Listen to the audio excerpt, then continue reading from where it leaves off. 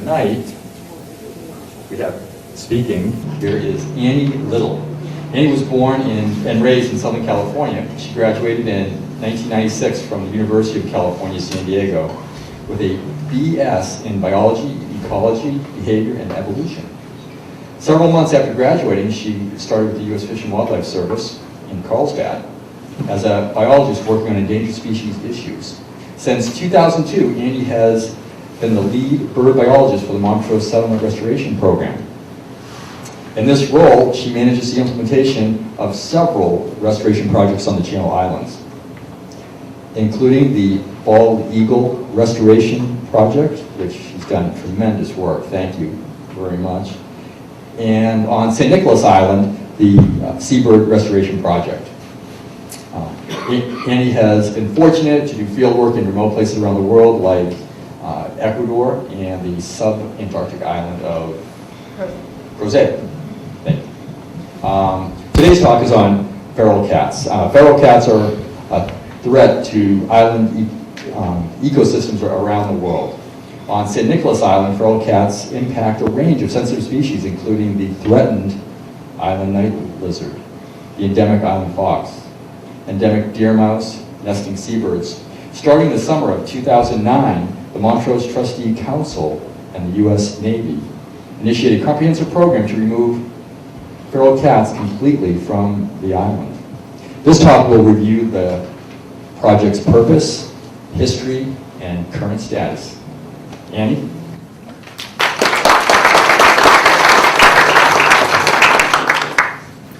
Thanks everybody for attending tonight, and I'd like to just first acknowledge all the project partners involved with this multi-agency, multi-organization project.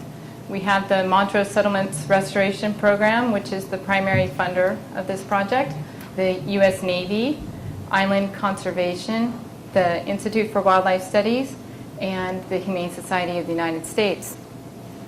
So I'd like to just first give a little bit of background on the funding of this project. It's a approximately $3 million project, and there's been a little bit of confusion about where exactly this funding has come from. So to get a perspective of the funding aspect, this money for the project is from a large settlement associated with DDT and PCB contamination in the Southern California marine environment. Starting in the late 1940s and 50s, scientists started noticing and documenting severe declines of marine resources throughout the Southern California area, including the Channel Islands. The primary source of this contamination was from a chemical plant operated by the Montrose Chemical Corporation in Torrance, California. And they were the largest manufacturer of DDT in the world, and from the late 1940s to the early 1970s, they disposed of millions of pounds of DDT waste products into the sewage system, which eventually made its way out to the marine environment off of the Palos Verdes Peninsula. The contamination entered into the food web, first settling in the sediments, and then slowly working its way up the food chain, being consumed by invertebrates first, fish, marine mammals, and eventually having the greatest impact on the predators at the top of the food chain, such as bald eagles, peregrine falcons, and seabirds. And the way this contamination manifests itself in these species, particularly the bird species, is it results in eggshell thinning, which leads to reproductive failure. And there was widespread reproductive failure of bald eagles and peregrine falcons and California brown pelicans throughout the Channel Islands. In response to these injuries, the state and federal governments took Montrose Chemical Corporation and other defendants to court. A 10-year litigation. After about 10 years of litigation, a final settlement was reached in 2001. And that settlement resulted in approximately $30 million being distributed to the natural resource agencies to restore these injured resources. Similarly, EPA, the Environmental Protection Agency, was also awarded funds to do cleanup of the site because there's there's a lot of contamination still left in the marine environment, and currently EPA is pursuing an alternative of capping some of the remaining hotspots of contamination. So shortly after the settlement was reached, the Montrose Settlements Restoration Program was initiated, and this program is run by 6 state and federal agencies, and they are responsible for determining how these restoration funds are going to be used. Some of our priority resources include the bald eagle, which many of you are probably familiar with, the large-scale reintroduction program here on the Channel Islands. We also are monitoring the recovery of peregrine falcons throughout the islands. We have several large-scale seabird restoration projects going on Santa Barbara Island and Santa Cruz Island. And the San Nicolas Island project is one of these seabird projects. And we also are pursuing fish restoration projects, including wetland restoration and artificial reefs. So as I mentioned, the San Nicolas Island project is one of our seabird restoration projects.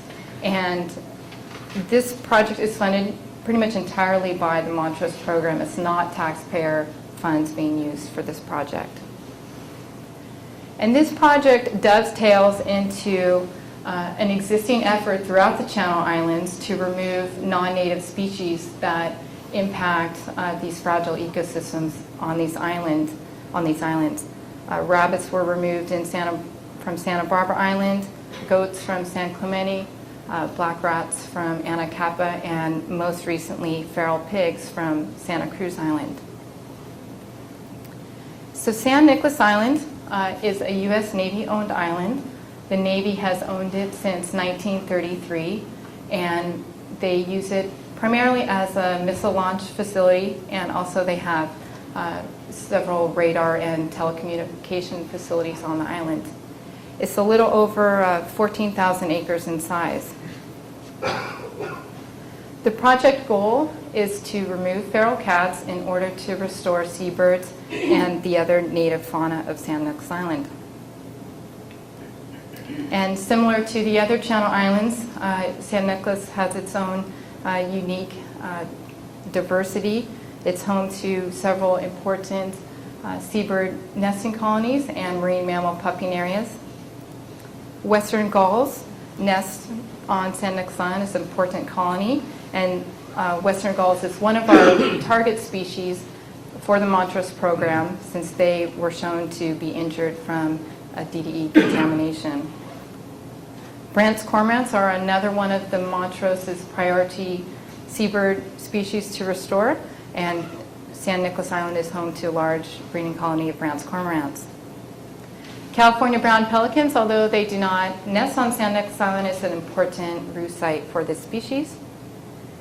We have western snowy plovers that breed on San Nicolas Island. This is a federally threatened species. And we have the San Nicolas Island fox. And similar to the other Channel Islands that have a fox, it's a unique subspecies only to San Nicolas Island. Also present are the island night lizard, a federally threatened species, and an endemic deer mouse. So what's the problem? Why do we want to remove cats from islands? Well, as many of you may know, invasive species in general impact island ecosystems. The species that evolve on islands are unique. They're usually found nowhere else in the world. Their nesting or the breeding locations are very specific to that island. And invasive species can have a very detrimental impact on sensitive island ecosystems. Feral cats on island ecosystems are a leading cause of extinction of several species, particularly seabirds, since seabirds nest on the ground and they're vulnerable to predators. Cat removal is a well-established technique to protect and manage island ecosystems, and there have been over 65 cat removals to date across the world. And as many of you know who may have a pet cat, cats are efficient hunters. They can prey on a variety of different types of prey, from birds to lizards to mammals. So they're very efficient hunters. Cats have historically been present on all of the California islands, including all of the Channel Islands and many of the islands in Baja Pacific in Mexico. Currently, they're present on 5 of these islands, including San Nicolas. Cats were established by the early 1950s on San Nicolas Island, and they were brought to the island most likely by Navy personnel.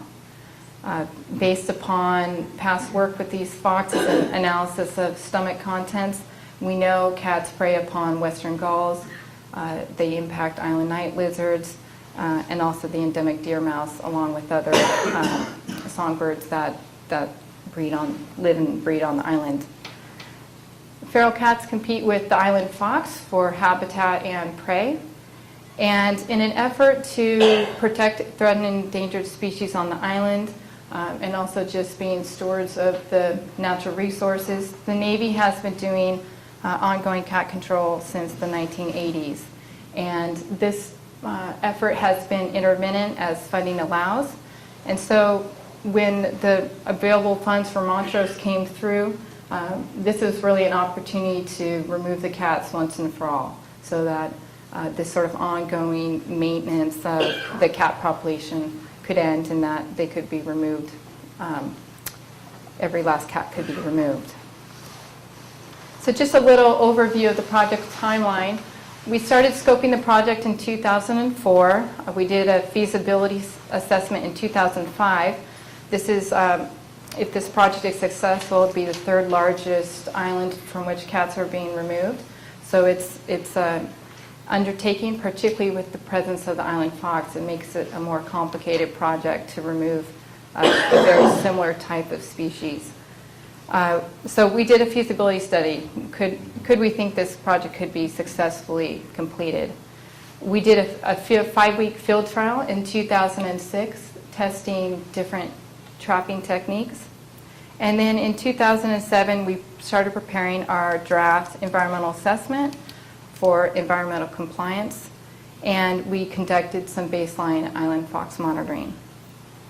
In 2008, we released our draft EA, and we also conducted some additional fox monitoring and seabird surveys to give us a baseline snapshot of where these resources are and what their populations are before we start the project, in order to be able to look back and see what kind of change cat removal would have. So the draft environmental assessment was released in 2008. Fish and Wildlife Service was the lead agency, and the U.S. Navy was a cooperating agency. The proposed action consisted of 3 primary methods. The first was padded leg-hold live trapping. The second was spotlight hunting, and the third was hunting with specialized tracking dogs. The original approach was to humanely euthanize the cats on island, and we analyzed 4 other alternatives that provided different combinations of these particular methods. Some of the alternatives that we dismissed in the draft EA included poison and disease interdiction. These are 2 techniques that are have been used on other cat removal projects, but they were not feasible given the presence of the island fox on the island. We also dismissed the use of non-leg hold trapping, such as box traps, because our experience on San Nicolas Island showed that feral cats are just not likely to enter the box traps. They're wild animals. They're not used to going into a structure like that. So we dismissed that as not being a viable alternative because we didn't think it would be successful. Immunocontraception was dismissed as an alternative because there's no permanent and 100% effective contraception for a cat that we could use. Trap neuter release was dismissed because the Navy has a policy of no TNR on Navy lands, and also that didn't solve our our end goal of reducing predation on the native species on the island. So that alternative was dismissed. And trap and transport was also dismissed at that time because our experience with these animals is that they're truly feral animals. They're not going to be suitable as house pets. Bringing them to the mainland for adoption didn't seem like a viable alternative. And also, we didn't want to bring them to the mainland to release them into feral cat colonies because of the potential impact to wildlife here on the mainland. So at that time, that was not considered.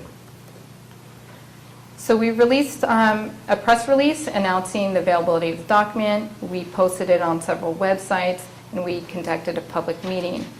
We received over 5,000 public comment letters, and the majority of these letters were electronic, generated, many of the same sort of form, email letters generated by PETA and the Humane Society of the United States members. We received formal opposition from several feral cat groups such as Humane Society of the United States and Alley Cat Allies. We did receive some support from members of the general public for the project, and we received support from a number of conservation organizations such as the Pacific Seabird Group and Wildlife Society. Shortly after the public comment period closed, we initiated discussions with the Humane Society of the United States and Best Friends Animal Society. Both of those groups came forward and said, we'd like to work with you. What can we do? What can we work something out? So we initiated discussions with them. We invited both of those groups out to the island to see firsthand what are our constraints, to show them sort of the isolated nature of the island, to show them what we're trying to accomplish. And those discussions with the Humane Society evolved over summer and fall. And we ended up doing a memorandum of agreement with them in December of 2008. And that agreement allowed for a pilot study to be conducted with the Humane Society of the United States on San Nicolas Island. So these are 3 HSUS folks that came out, one of their professional trappers, a veterinarian, and their wildlife biologist. So they were interested in a couple things. They wanted to see if they could come out and test their methods for trapping cats. They had had success using box traps in other places, and they wanted to come and try on San Nicolas Island to see if they could have a better success than we have. So that was part of the project. We also tested the feasibility of holding and transporting the cats off the island. The Humane Society was pretty committed to seeing that these cats were not euthanized on island. They wanted to see if there was another solution. And so part of this pilot program was to see whether or not how the cats would do with us holding them on island in cages, how they would handle the stress of transport, and how they would do at the end location. This was all pretty novel, removing feral cats from an island and bringing them to a completely different situation. So both sides really wanted to see if that was the right thing to do. You know, the best intention for the cats still may not be the right solution. So that was part of this program, and during this effort, a couple things came out of it. One is that the box trap methods that the Humane Society employed were not successful. They catch very few cats during their 3-month trial. So it further supported our decision to use the padded leg hold live trap as the most efficient and most likely to be successful method. The other outcome was that we removed during this pilot program 7 feral cats, and they were taken to a sanctuary outside of Los Angeles. And that whole process was just a learning time to see how the cats would do and to work out the logistics of bringing them off island.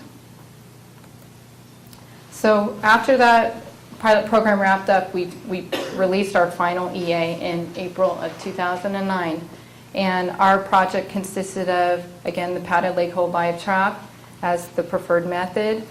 We still included hunting as a method to be available to us because we didn't anticipate that we could catch every cat in a trap, that there would be some that would be elusive enough that we would have to use other means to remove them. And we also continued to use tracking dogs. Dogs have a unique skill that we don't have in terms of being able to locate cat sign, and so that was incorporated into the project as well, into the final project.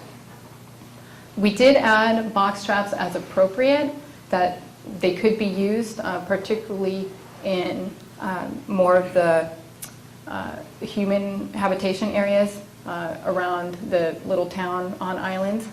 And the greatest change this document had, though, was that we would provide the opportunity to these animal welfare organizations to have custody of any cats that we trapped.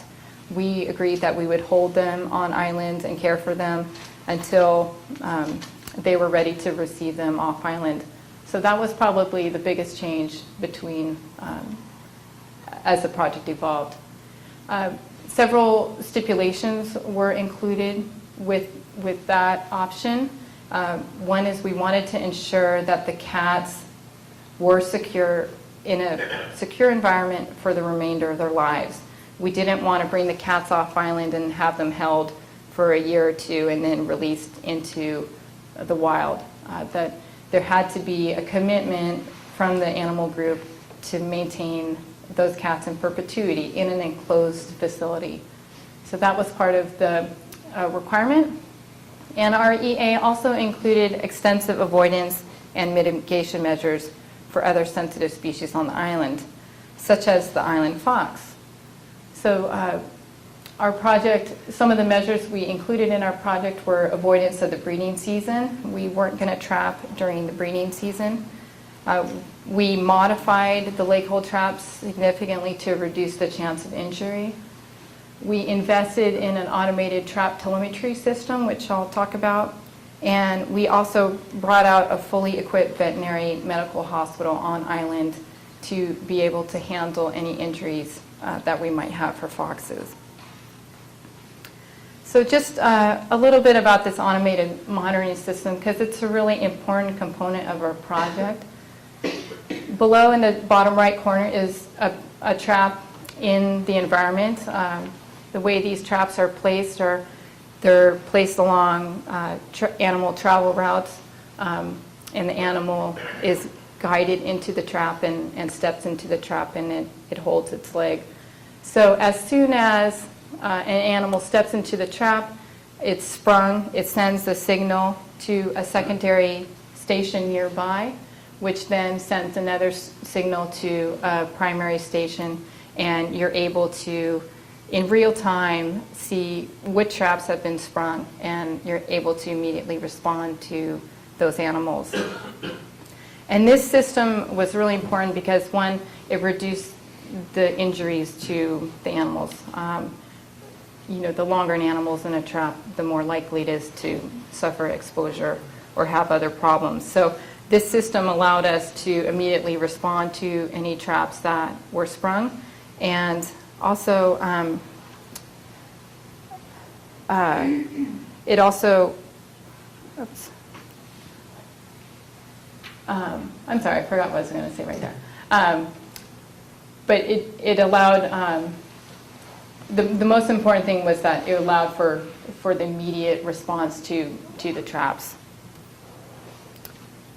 The second main thing that we did for the foxes was we brought out this fox hospital. And this was about a 50-foot long trailer that was converted into a full-scale veterinary hospital on island. It was broken up into 3 different sections. We have a full surgery room, and x-ray machine, and the ability to digitally send email or x-rays to the veterinarian on the mainland. So in real time, there could be consultations between the on-island staff and a veterinarian on the mainland, and they could together diagnose next steps. And we had, in any case where a fox needed surgery, we would just have the veterinarian come out to the island, and they're able to perform the surgery right there. Second compartment with holding pens and just a general processing area. And then a third area where we had our chemistry machines where we were able to analyze blood samples and store the samples that we took from both foxes and cats. So other avoidance measures that we included was avoiding marine mammal pupping areas and also avoiding any nesting seabird areas and shorebird areas. San Nicolas Island also has extensive archaeological sites that we had to make sure that we weren't impacting as there were certain areas where we had to create temporary trails, and we had to make sure that no archaeological sites were impacted. So finally, we started our project in June of 2009, and this was after about 5 years of planning. The island was broken up into these different sections, and traps were slowly opened across the island in an effort to just gauge the response of the foxes and just to make sure that we had all the logistics down. At the peak, we had about 210 traps across the island. And again, that telemetry system allowed us to have that many traps at one time because we were able to, first thing in the morning, we could see which traps had been sprung. You could immediately go check those traps. If we didn't have that system, you wouldn't be able to have the kind of coverage that you could, because you'd have to go check each individual trap to make sure there's an animal, to make sure there's not an animal there. With this system, you would know readily where there are animals, so that really increased our efficiency. The number of traps fluctuated depending upon weather, military operations, and staffing. When there was rain or any inclement weather, we would shut down parts of the island just to further reduce any potential injuries to foxes. And again, the sprung traps were checked at first light and throughout the day. So some of the logistics involved, every trap was checked every couple of days just to make sure that this trap monitoring system was working, and also to be rescented. Each trap was scented with a unique scent so that the island foxes could learn to recognize these trap sets.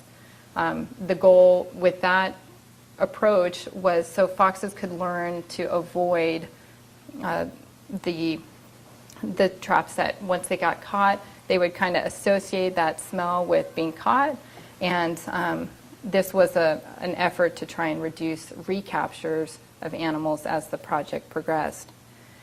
All the data was recorded into a handheld recorder, which was then downloaded each night.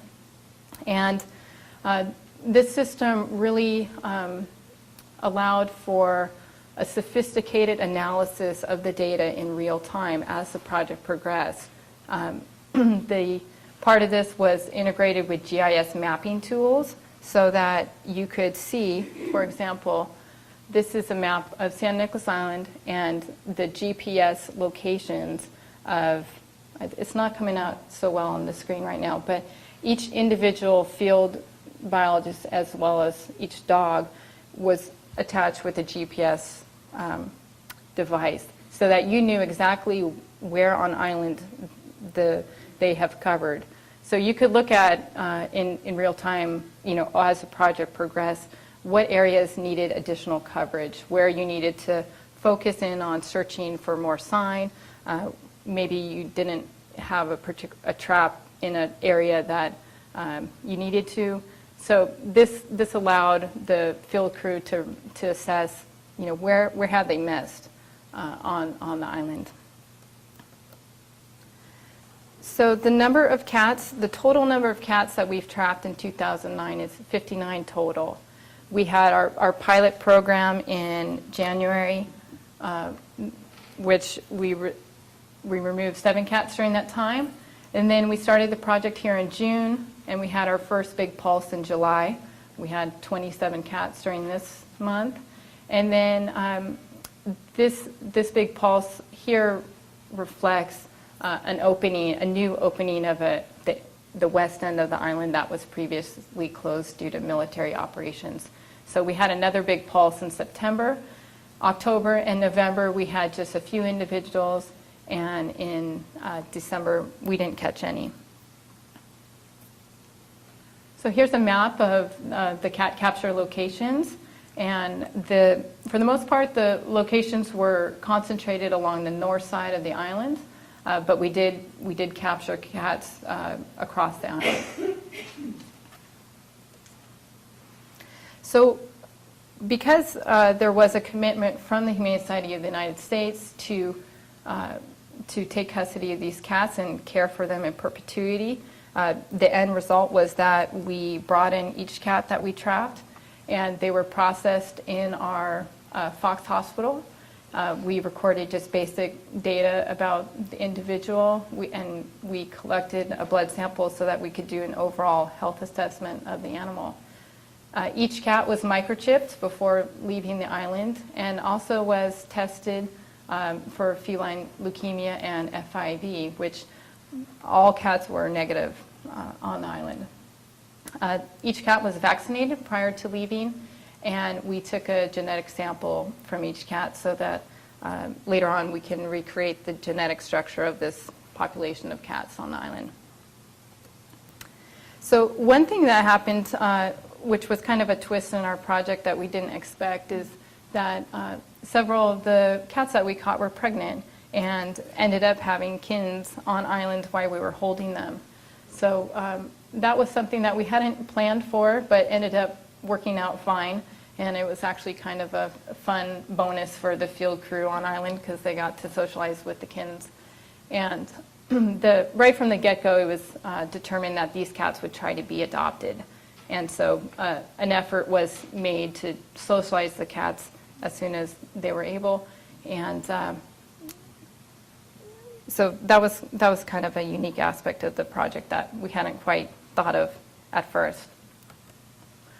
So the cats were loaded up in an individual carrier and transported via truck down to the San Nicolas Island airport.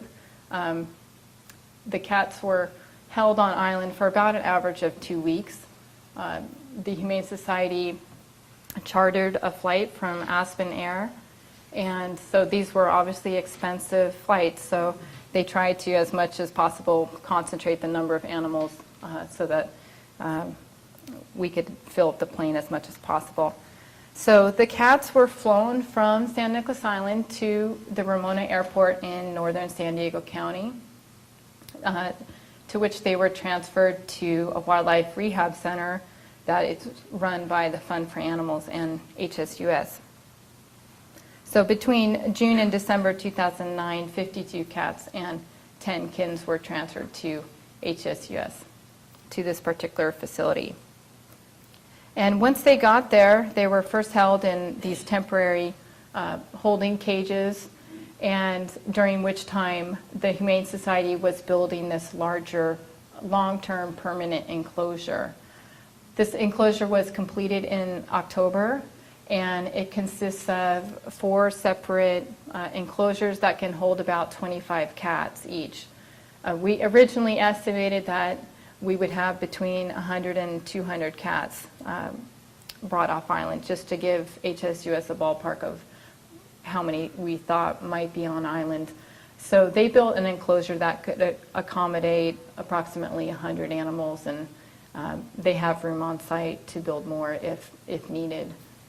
So they built this enclosure around already existing trees on site, so the cats would have something to climb. And also just provided other enrichment within these enclosures. Humane Society received a large funding grant from Do Great Good, which is an online search engine. And otherwise, Humane Society has been trying to generate their own funds for the long-term care of these cats. And just so you know, there's still, I think, 6 kins available for adoption if anyone would like one. So there's been some surprises from the cat behavior side of things. We have been surprised to see that several of the cats have actually warmed up to the caregiver at the facility, which was unexpected behavior. Our experience with these cats on island is that they're wild animals. You don't want to be touching them or getting too close to them, but some of them have actually allowed the caregiver to handle them, and not to the point that those animals would likely ever be adopted, but at least I think it shows that these animals, some of them are doing fine. The rest of them have actually, for the most part, they all have been doing really well at this facility. They haven't been aggressive towards each other. As you can see, they hang out together. They seem to recognize when they bring in new cats from the island, they seem to recognize the new ones that kind of come in. So it's been an overall a good ending for these cats at this facility. So on the fox side of things, we have captured, as expected, quite a few number of foxes. We've caught a total of 900. We've had a total of 949 captures of foxes, of which 441 of those are different individuals. So this effort has also given us an opportunity to really see what the on-island fox population is, because at the end of this project, we're likely to have caught every fox. Each fox has been tagged, and each individual, if caught, is done a thorough evaluation in the field of any injuries, and if there's even a suspected injury, they're brought back to the hospital just to be checked out and make sure that there's nothing wrong. And over time, most foxes did learn to avoid the traps. We still do get some recaptured individuals, but compared to when the project first started, we were getting a lot of fox captures, and those numbers have dropped off significantly as the project has progressed. So they have been learning to avoid these traps. Unfortunately, we have, despite our best efforts, have suffered some fox injuries, and in order to try and offset project impacts, we treat both project-related injuries and then any other injuries that we may encounter on the island. Foxes are occasionally hit by cars on San Nicolas Island. So if one of the field crew ran across a fox that was injured, that individual would be brought back to the hospital and cared for. So we try to improve the fox population as much as we could. The most common injuries that we had were fractures, abrasions, and exposure, and we did have 3 fox mortalities so far. So the current status of the project, we had our last cat caught on November 17th. We haven't detected active sign, which means trails, tracks, scat, those kind of things that would indicate we know if a cat is in this area. We haven't detected active sign in over 2 months. And this is really the challenging part of the project, where we're down to a few individuals left on the island. They're most likely dispersing juveniles, so they're covering larger parts of the island, and they're not in a particular territory making a track that someone could pick up easily. So we do know they're still out there. We recently photographed a cat over the holidays. So it's now just the challenge of getting those last few individuals. And at this stage, it's really about fine-scale analysis and searching of the island. The island has been broken down into smaller segments in that original map, and we're using our data to prioritize and prioritize our remaining trap areas and search areas. So just as an example, and I apologize, this is kind of hard to see, but this is a map that shows all sign from July 15th through August 15th, and it's coded by month. So these smaller little diamonds are cat sign. And what the field crew can do is when they encounter a cat sign, they take note of it, they GPS it, and then they remove that sign so that they're not coming across it again and sort of double counting that sign. But then if you eliminate some of the layers and you just look at the most recent sign, you can focus in on areas where you need to conduct your fine scale searching and where you think you might have animals left. So it's a neat application of these GPS tools, and it helps to really get a handle on an island this size where it helps prioritize which areas you're going to concentrate on.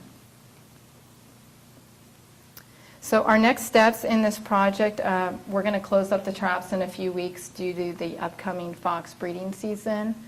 We're going to continue to monitor the island with cameras and other passive detection devices just to continue seeing where we might have cats and how many we might have left.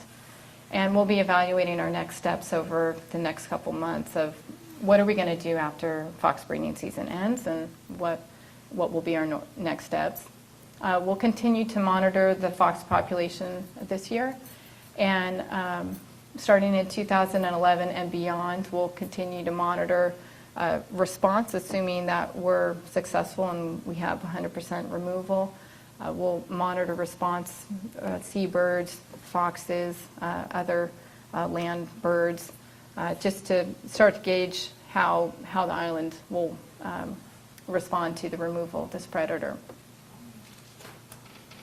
So I'd like to just provide credit to many of the photographers in this presentation and open it up to any questions.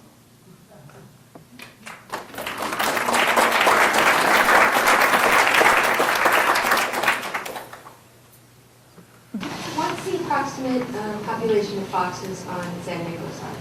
Well, we have a good feel now. There's about 440. That's what I was thinking. So basically, almost every single one of them got trapped twice.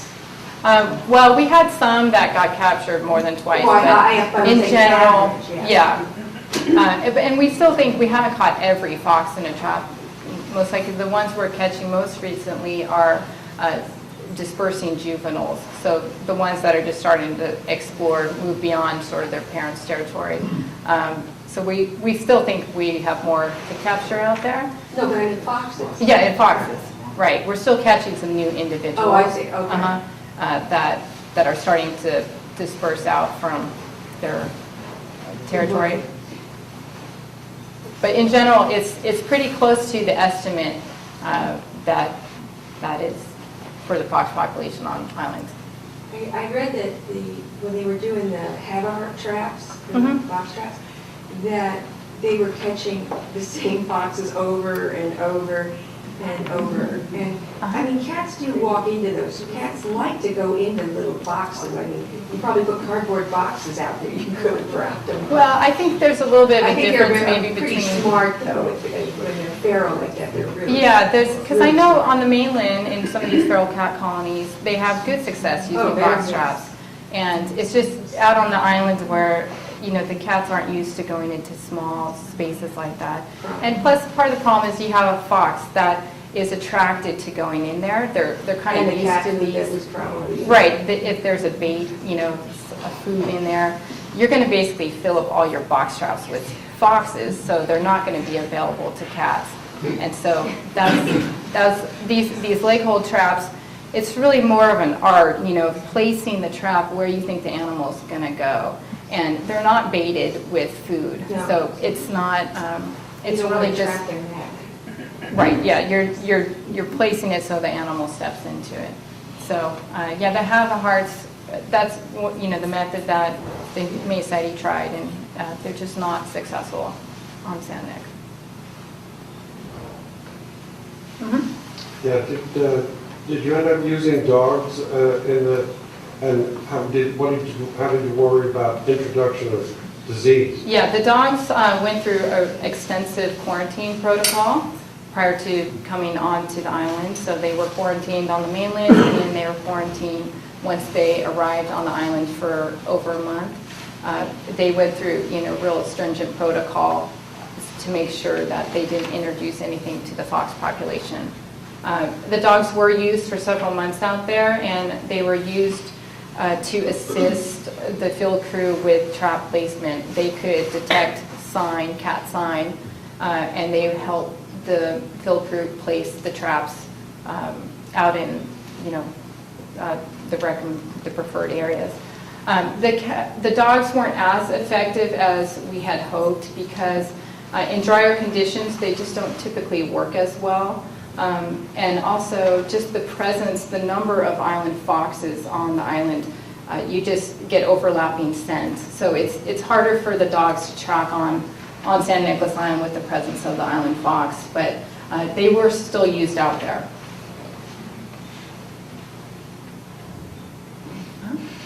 The scent that you used on the hole traps, was that primarily to deter the foxes, or was it used to attract the cats? It was kind of both, but mostly as to identify. It was catnip, which is predominantly what they used, because it's a novel scent out on San Nicolas Island. The foxes aren't used to it, so they thought that would be something good that the foxes could key on, something new. And so I think both, but I think largely was so that the foxes could learn to avoid the traps. Yeah, on the northern islands, some of the same influences existed, and ultimately golden eagles were attracted and decimated the fox population. Doesn't sound like that happened here, even though bald eagles were affected by DDT, and there were feral animals, the cats. What was the difference? Well, golden eagles didn't really have an impact on San Nicolas Islands like they did on Santa Cruz Island. Part of the issue with the golden eagles is they had the prey resource of the feral pigs, and so that was part of the attractant for the goldens up on Santa Cruz Island. For San Nicolas Island, that particular, we didn't have feral pigs out there, so there wasn't an easier prey for them. But the fox population on San Nicolas Island has been relatively stable compared to the other islands. So they just have had a more robust population on the island. You said this project cost $3 million, so that was about $50,000 a cat? Well, I guess you... Not that I wouldn't spend that. Well, I know the whole big project. The $3 million included all the planning for the project. I understand that. It's expensive. To move each individual cat off. Well, the project... Not off, but because obviously once they left the island, it was all donated money. Right. The project, even if we had euthanized the cats on the island, Right. It still would have been about $3 million. That's what, no, I understand that part. Yeah. I think the Humane Society in total, I think their contribution is about $200,000. So the building of the enclosure, the long-term care, the flights. I saw a whole program on it. They did a really good job, and they explained it. Okay. Not as in detail about all the catching, but what happened once they got Uh-huh. to the mainland. And I saw some of the same pictures.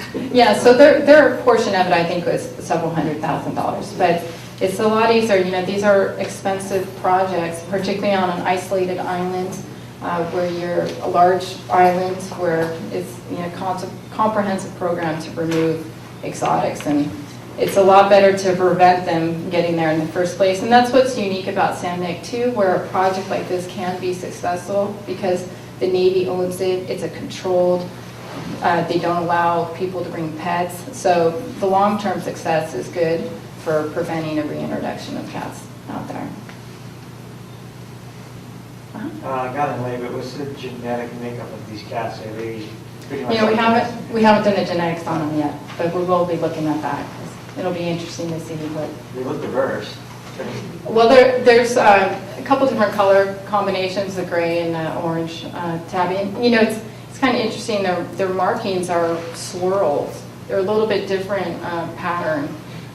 So that's been kind of unique feature of these cats. But I don't know their genetic makeup yet, but we'll definitely be looking at that because it'll be interesting to see. How long has the military had a no pet policy? Grace? I'm not sure. Oh, gosh, since at least the 70s. So all those cats are from the 70s? I mean, the original? Yes. Some could have been left over from the sheep ranchers that owned the island before the Navy, but we do know the Navy allowed people to bring out cats for whatever reason. So no new cats since the 70s? No. So these cats have been feral for a number of generations. Very good research. Well, the numbers are lower right now. And when we did our field trial in 2006, that's kind of when we came up with our 1 to 200 estimate. Since that time, with several years of drought, we think that the numbers have been lower. And before we started the project, the same guys that came out in 2006, when they did an initial survey of the island, they're like, oh, there's less cats here now. They were seeing just less sign. So that was good for our program, too. It's good timing to do this when the population is lower. But, in part, the Navy has been keeping that population in check because of their ongoing control. So if they hadn't been doing some ongoing control, the numbers would most certainly be higher. Do you think the birds of prey are keeping down the population too? The bird, such as, the eagles don't prey on the cats. This is a little bit off topic, so feel free to table this. Okay. if you like. I remember someone from the Okay. Montrose saying that the DDT really is in the same concentrations that it's always been on the ocean floor. And I get asked the question, well, how are the bald eagles, for example, recovering if that DDT is still percolating up through the food chain? It's still present. It most definitely is still present. It's in lower concentrations over time. The DDT chemical breaks down into different metabolites and gets less strong as time goes on. But it is still present. What's surprising though is even though with, for example, the Catalina bald eagle program, which has continued to show effects of DDT, in most recent years, last couple of years, they've been successfully hatching out chicks on their own.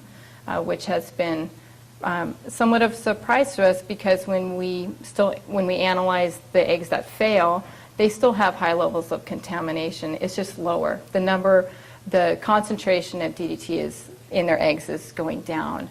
It's still having some effect, I'm sure, in individual eggs, but it has decreased enough that many of these birds are now starting to be able to successfully hatch some eggs. So, and we saw that too on San Nicolas Island where some of the early breeders with the birds that were reintroduced were able to successfully hatch out chicks. So it's encouraging signs, but we do know there's still contamination out there, it's just not as concentrated. What was the life expectancy of cats on the island? I don't know the answer to that. Do you, Grace? No. Yeah, I don't know. Some of the cats have been adopted out in the past when Grace has encountered kittens. And I think that, as far as I know, they led fairly normal. Some of them are still alive at 10 years old. Once they were Yeah. brought into captivity and lived in homes. But in the wild, we don't know what the estimate for longevity is.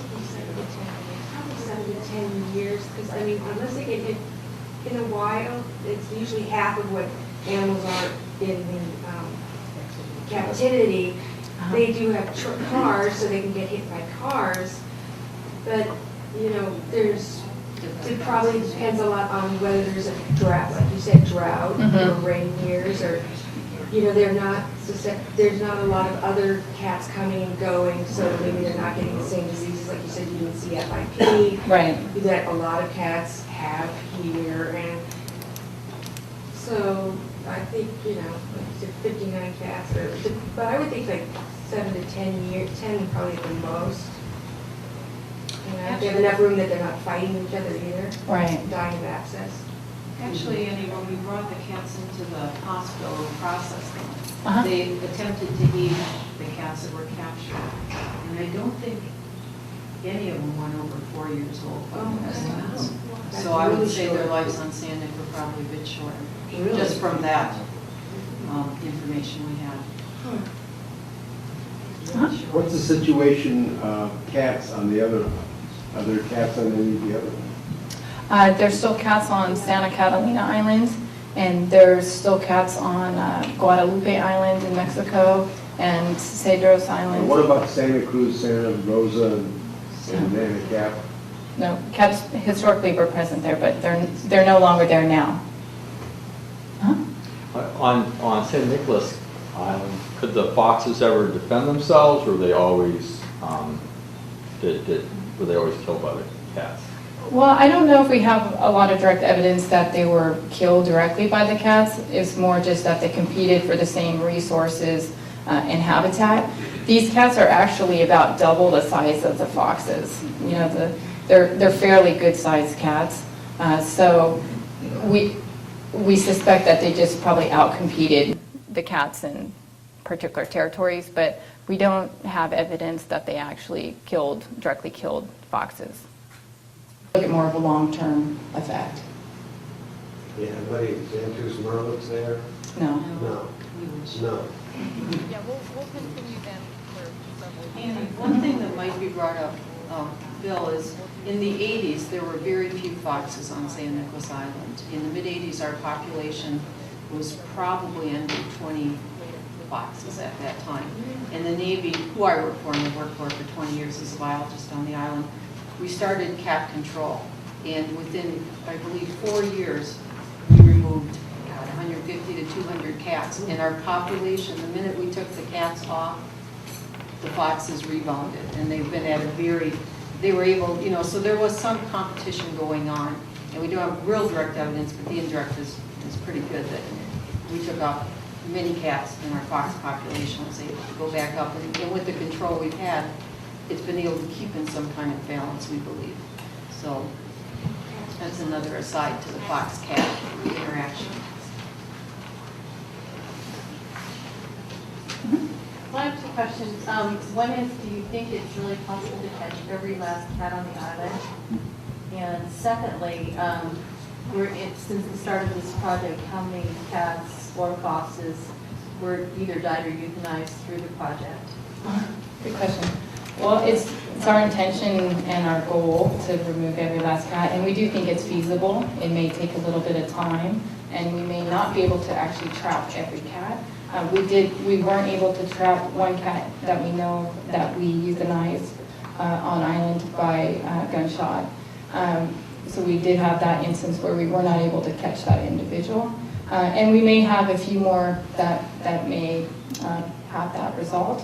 But we're focused on trying to trap every cat, but we are confident that we can do it. It will take some time, and we have to work around the fox breeding season, and if we have to come back next year and continue at this same level of intensity, we will. So it just we're committed to seeing that every last cat is done, and it will take, even if we think they're all gone, it will take several years of monitoring to confirm that. So we're in it for the long term to make sure that it's done and done completely. Once they were trapped, the cats were trapped, Mhm.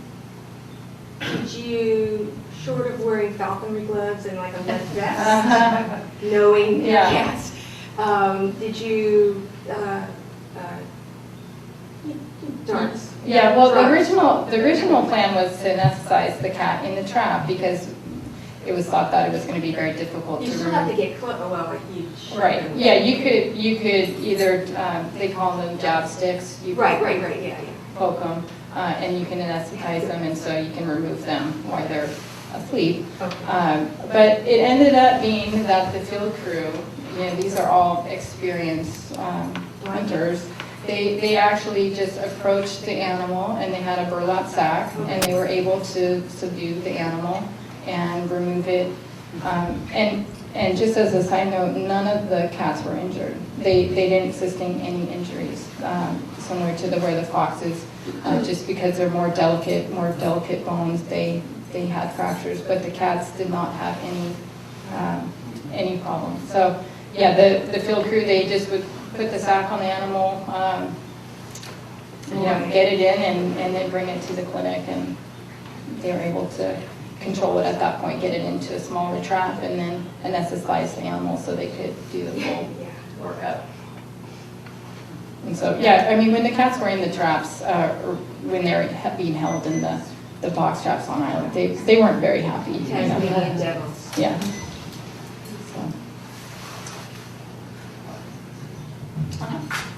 I'm sorry, I came in late, but the whole thing was, the foxes, were they originally, are they from the island? Is that the only place you could find that particular? Yeah, so, well, San Nicolas Island foxes are a unique subspecies to that island. Mhm.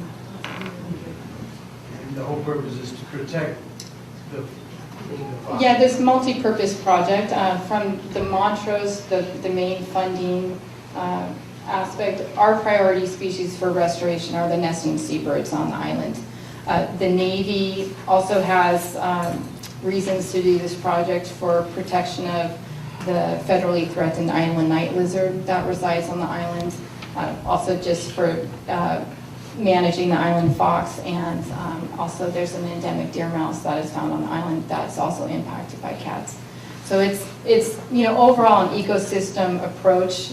We look at benefits to the entire ecosystem from removing this predator, but from the funding standpoint, it really is directed at a seabird restoration project is the main primary purpose of the funding. Following up on that, are there any other invasive species of plant or animal that were identified as a threat to the ecosystem? The only other non-native animal of potential concern out on San Nic is the chukar, which is an introduced non-game bird that was introduced by the California Department of Fish and Game. So we're going to be monitoring that population too. It's likely that the cats help keep that population in check somewhat. We do know that island foxes also will eat chukar eggs, but that is one potential response by removing feral cats that might we just need to keep an eye on to make sure that that chukar population doesn't take off. But there's no other, there's not black rats, there's no other, major invasive species on San Nicolas Island. Mm-hmm. You mentioned you used dogs for looking for a sign. Mm-hmm. I'm just curious, how many dogs are involved in doing that in the management, and how long it took to actually detect the sign trail on the island? We had 3 dogs that we brought out. They were hounds. They had specifically been trained for detecting cats. They had been used previously in the Sierras for tracking down lions. And for this project, they've been trained, more specifically on feral cats. But we brought out 3 dogs, and they had a handler, actually 2 handlers, but 1 primary handler. And they were worked, in the beginning of the project, they were worked together with the handler, and they had how they ran the dogs is they were off leash, but under visual and audio control of the handler. So they would work a particular area, and just in keeping with the intent of trying to trap the cats first, we would trap an area first before bringing in dogs, so that the best chances of catching cats were in traps before we would bring in any dogs. But the dogs really help locate, where the active sign is and help us place our traps. Perhaps we could take a break right now and give anyone who would like to leave a chance to leave, and maybe we can stick around after that for some more questions. And let's just thank Annie for a great talk.